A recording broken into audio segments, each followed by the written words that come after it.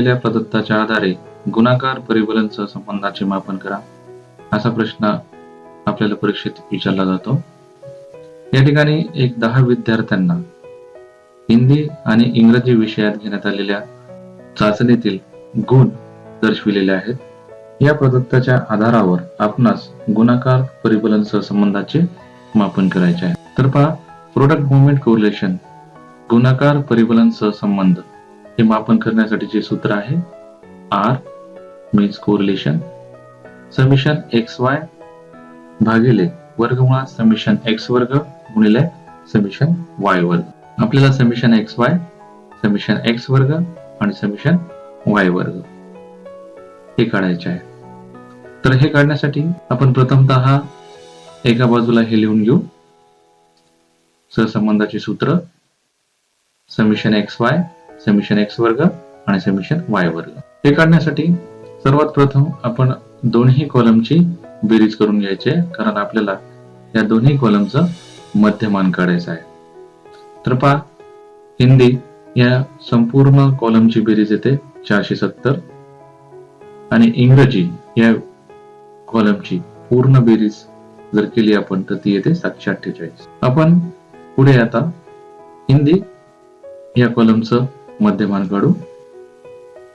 हिंदी या कॉलमचं मीन, ज्याला मराठीत आपण मध्यमान असं म्हणतो. मध्यमान बरोबर एकूण जेवढी बेरीज आहे ती बेरीज भागिले n. n म्हणजे एकूण प्रयुक्त संख्या, ती येते 10. 470 ही झाली एकूण बेरीज भागिले n 10. मग हिंदी या कॉलमचा मीन येतो 47. याच पद्धतीने आपल्याला इंग्रजी या कॉलमचा मीन काढायचा आहे. एकूण बेरीज 748 भागिले n, एकूण प्रयुक्त 10 आहेत म्हणून 10, तो येतो 74.8. तो आपल्याला या ठिकाणी खाली लिहून घ्यायचा आहे, दोन्ही कॉलमच्या खाली. पहा, हिंदी या कॉलमचा मीन आहे 47 आणि इंग्लिश या कॉलमचा मीन आहे 74.8. पुढे आपल्याला एक कॉलम करायचा आहे, त्याला नाव द्यायचं X. हा X कॉलम पूर्णतः हिंदी या कॉलमशी संबंधित असेल. या कॉलम मध्ये हिंदी कॉलम मधल्या प्रत्येक संख्येतून हिंदी कॉलमचा मीन म्हणजे मध्यमान वजा करायचे आहे. म्हणजे पहा, या ठिकाणी हिंदी कॉलम मधली प्रत्येक संख्या म्हणजे पहिली संख्या आहे 64. या 64 मधून या कॉलमचा मीन मीन्स मध्यमान 47 हे वजा करायचे आहे. पहा, 64 वजा 47 17. 37 वजा मीन, मी आपले मीन आलेले 47 37 वजा 47 वजा 10 मायनस 10. त्यानंतर 52 वजा 47 5. 53 वजा 47 6. 37 वजा 47 वजा 10. 40 वजा 47 वजा 7. 37 वजा 47 वजा 10. 52 वजा 47 5. 28 वजा 47 वजा 19. 70 वजा 47 23. यानंतर परत नेक्स्ट कॉलम करायचा Y. ज्या पद्धतीने आपण हिंदी या कॉलम मधल्या प्रत्येक संख्येतून त्या कॉलमचा मीन म्हणजेच मध्यमान वजा केलं, याच पद्धतीने आपण इंग्रजी किंवा इंग्लिश या कॉलम मधल्या प्रत्येक संख्येतून या कॉलमचे मध्यमान वजा करायचे आहे. पहिली संख्या आहे 55. 55 वजा 74.8, त्याचं उत्तर येतं वजा 19.8. नंतर 85 वजा 74.8 10.2. 94 वजा 74.8 19.2. 63 वजा 74.8 वजा 11.8. 69 वजा 74.8 वजा 5.8. 72 वजा 74.8 वजा 2.8. 74 वजा 74.8 वजा 0.8, 88 वजा 74.8, 13.2, 98 वजा 74.8, 23.2 आणि शेवटी 50 वजा 74.8 वजा 24.8. त्यानंतर पुढे नेक्स्ट कॉलम आहे एक्स वर्ग. एक्स वर्ग म्हणजे एक्स या कॉलम मधल्या प्रत्येक संख्येचा वर्ग म्हणजे एक्स वर्ग. 17चा वर्ग 289. त्यानंतर वजा 10चा वर्ग 100, 5चा वर्ग 25, 6चा वर्ग 36, वजा 10चा वर्ग 100, वजा 7चा वर्ग 49, वजा 10चा वर्ग 100, 5चा वर्ग 25, वजा 19चा वर्ग 361 आणि लास्ट 23चा वर्ग 500. या सर्व कॉलमची बेरीज करून घ्या. ही येते 1614. हा झाला तुमचा सिग्मा एक्स वर्ग, जो आपल्याला या ठिकाणी पाहिजे तो सिग्मा एक्स वर्ग बरोबर 1614.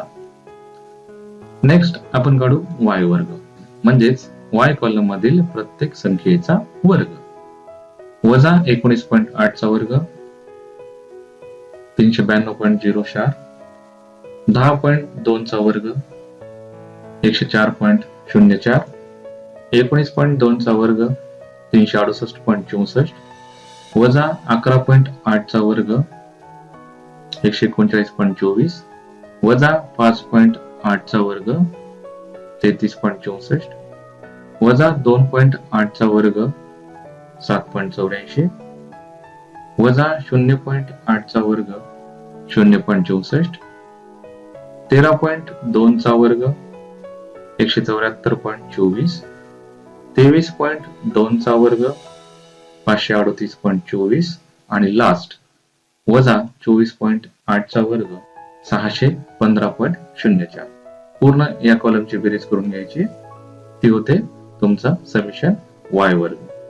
या ठिकाणी आपल्याला समिशन वाय वर्ग भेटतो. समिशन एक्स वर्ग आपल्याला भेटला, समिशन वाय वर्ग हा देखील आपल्याला भेटला.